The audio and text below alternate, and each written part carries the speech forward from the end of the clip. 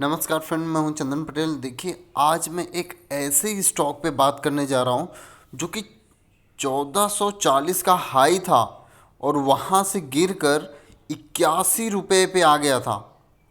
और आपको अच्छा अवसर मिल सकता है इस स्टॉक में अगर आप इस पे ध्यान देंगे।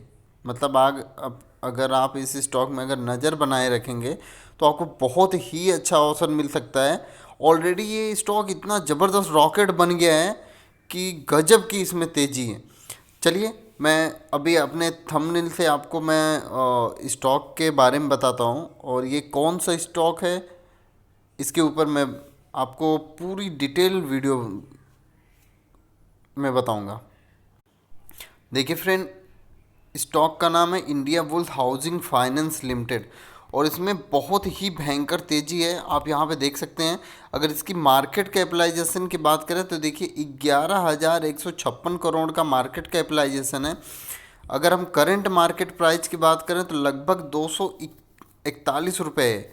अगर मैं बाउन बिग हाई बाउन बिग लो की बात करूँ तो देखिए 361 रुपये बाउन बिग हाई है और 81 रुपये बाउन बिग लो है। अगर मैं इस स्टॉक की अगर मैं पी की बात करूं तो देखिए बहुत ही सस्ते रेट पे आपको मिल रहा है।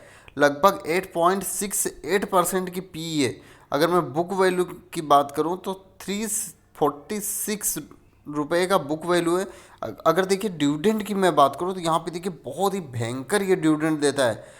देखिए, अगर आप फिक्स डिपॉजिट या अदर और कहीं भी आप अगर आप पैसा अगर आप निवेश कर रहे हैं, एफडी वगैरह आप कुछ भी कर रहे हैं, वहाँ से ज़्यादा ये डिविडेंड आपको दे रहा है। लगभग 12.8% का डिविडेंड है।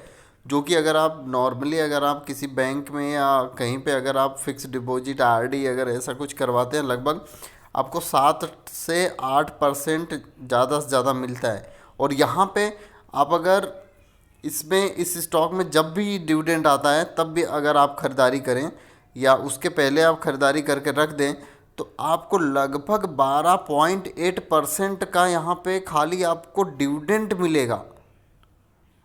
और अगर हम इसकी आरओई की बात करें तो लगभग 13.8% की आरओई है। अगर हम फेस वैल्यू की बात करें तो 2 रुपये का फेस वैल्यू है।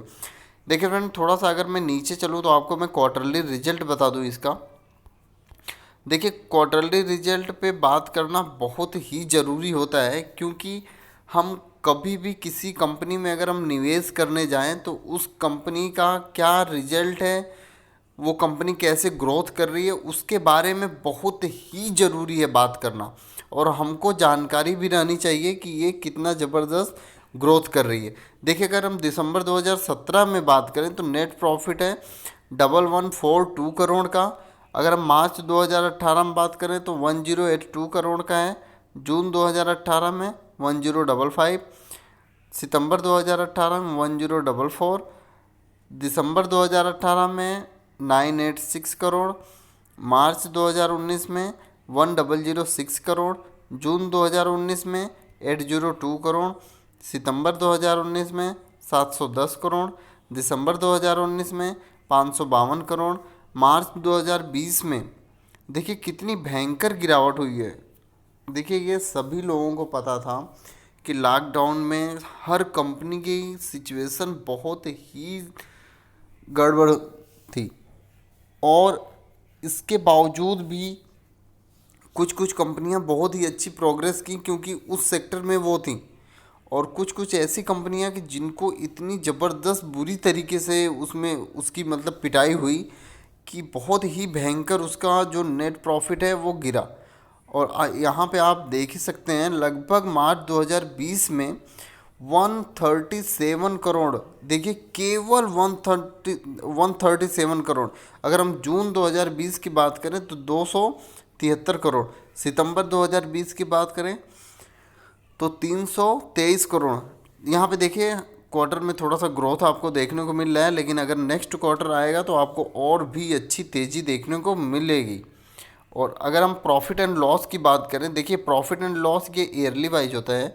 आपको मैं ईयरली वाइज दिखा दूं तो देखिए मार्च 2013 में 1258 करोड़ और मार्च 2014 में 1564 करोड़, और मार्च 2015 में 1901 करोड़, मार्च 2016 में 2345 करोड़, मार्च 2017 में 2906 करोड़, मार्च 2018 की अगर हम बात करें तो 3895 करोड़ का यहाँ पे नेट प्रॉफिट है।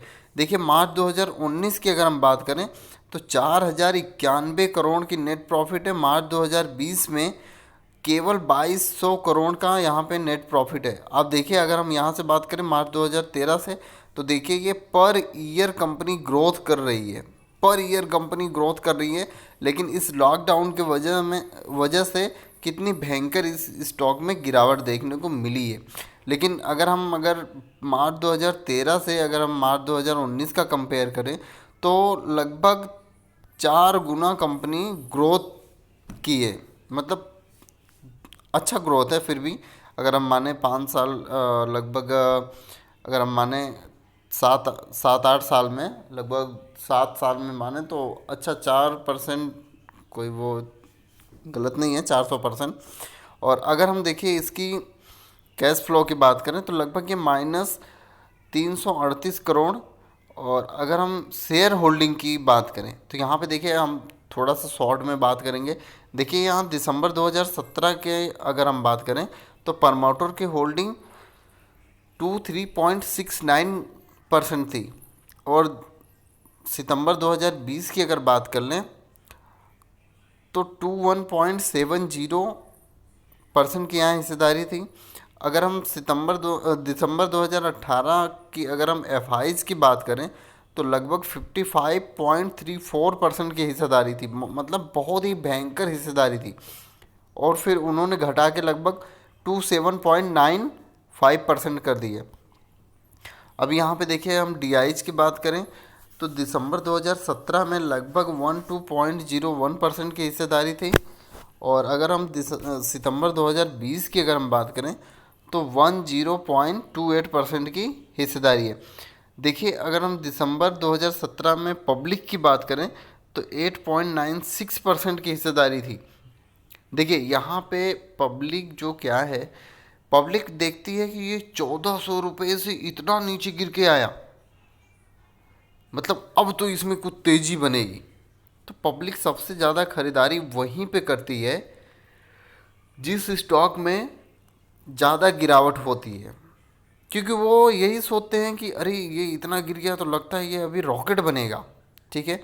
फिर भी आपको मैं एक बात बता दूं कि कोई भी स्टॉक में अगर इतनी भयंकर गिरावट होती है तो आप वहाँ पे कभी कभी आपको बाई चांस, मतलब आपको अच्छी एक अपॉर्चुनिटी मिलती है, और किसी किसी स्टॉक में बहुत ही अच्छी अपॉर्चुनिटी मिलती है। लेकिन आपको ऐसा कभी भी नहीं करना चाहिए। देखिए कभी भी जो ऐसे स्टॉक आप खरीदें कि जो डाउन बनाए ही नहीं, कभी गिरे ही नहीं, खाली थोड़ा बहुत करेक्शन हो, ये नहीं कि उतने से गिर के इतने पे आ गया, ऐसा नहीं। अगर हम उसका जो 52 वीक अगर हाई और लो की अगर हम बात करें तो वो 52 वीक लो ही होना चाहिए, उससे ज़्यादा लो नहीं होना चाहिए। जो उसका लो पहले था एक्चुअल में वही लो होना चाहिए। ये नहीं कि इतने से गिर के आया इतने लो पे तो फिर हम वो स्टॉक को खरीदें। ऐसे स्टॉक को आप कभी भी नहीं खरीदिए लॉन्ग टर्म के पर्पज़ से। आप अगर कभी भी किसी भी अगर आप स्टॉक में निवेश करते हैं तो आप ऐसा स्टॉक चुनिए जो कि हमेशा रॉकेट ही बना रहे। बहुत ही ऐसे ऐसे स्टॉक हैं, मैंने आपको कई भी वीडियो डाला है। वैसे आप स्टॉक खरीदिए कि जो अपना एक बार जो लो बना दे उस लो पे कभी भी वो वापस ना आए। स्टॉक तेज़ी से भागे, थोड़ा सा करेक्शन हो गया फिर तेज़ी से भागे, फिर थोड़ा सा करेक्शन हो गया फिर तेज़ी से भागे। ऐसे स्टॉक में आपको निवेश करना चाहिए लॉन्ग टर्म के लिए।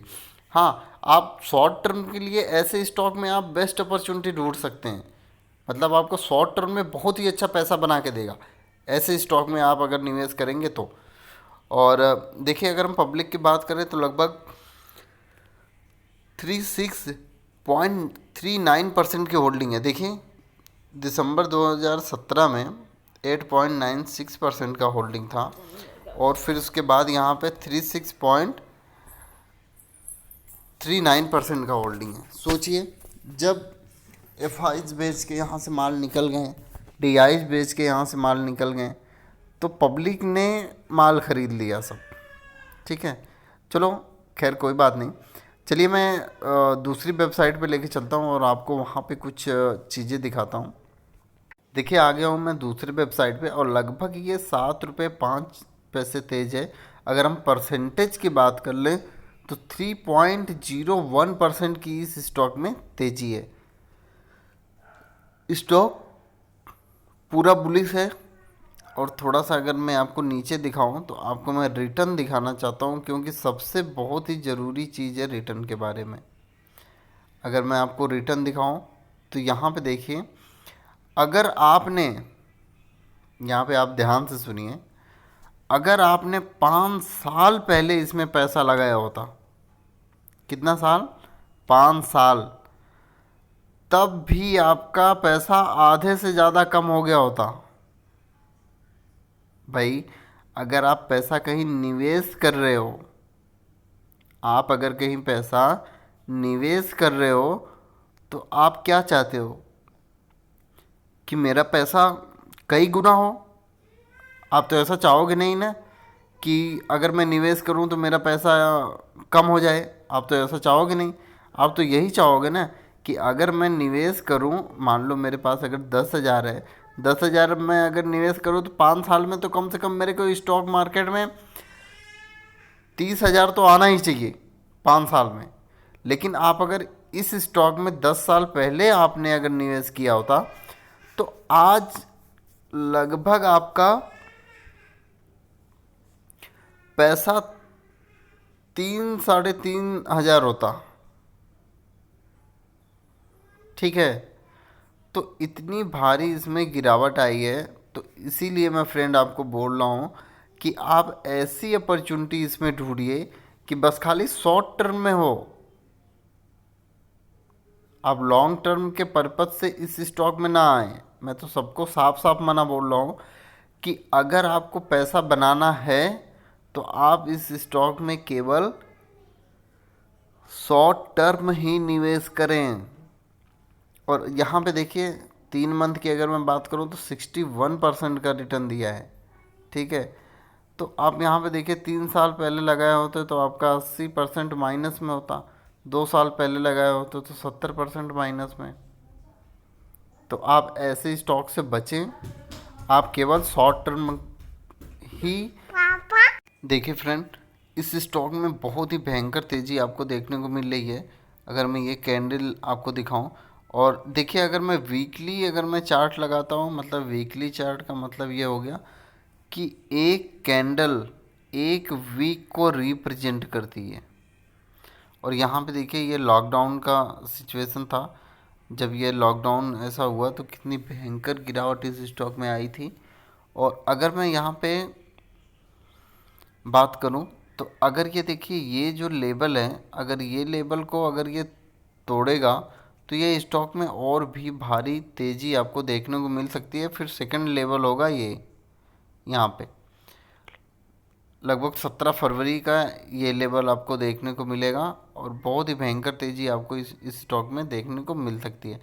चलिए मैं आपको मंथली चार्ट लगाता हूँ, और एक कैंडल एक मंथ को रिप्रेजेंट करेगी। और यहाँ पे देखिए, लगभग आपको मैंने बताया कि अगर ये लेवल तोड़ता है तो आपको बहुत ही भारी तेज़ी देखने को मिलेगी। फिर उसके बाद ये लेवल रहेगा, दूसरा लेवल यहाँ पे 900 रुपये का लगभग। और उसके सामने कई बार कई लेवल मिलेंगे, क्योंकि जब लॉकडाउन हुआ था तो लगभग ये लेवल पूरा ज़बरदस्त भारी तरीके से टूटा था। और देखिए, मैं तो ये नहीं बोल सकता कि क्योंकि इतनी भारी तेज़ी हो सकती है इस स्टॉक में कि लगभग ये 900 रुपये तक जा सके। लेकिन हाँ, स्टॉक इतना गिरा है तो भारी तेज़ी आपको यहाँ पे देखने को मिल सकती है, और मिलेगी भी, क्योंकि इतनी ज़बरदस्त इसमें जब खरीदारी हो रही है कि आप खुद ही देख सकते हैं कितनी भारी वॉल्यूम से यहाँ पे ट्रेड हो रहा है, आप यहाँ पे देखिए। और आपको एक बेस्ट अपॉर्चुनिटी हो सकती है शॉर्ट टर्म निवेश के लिए।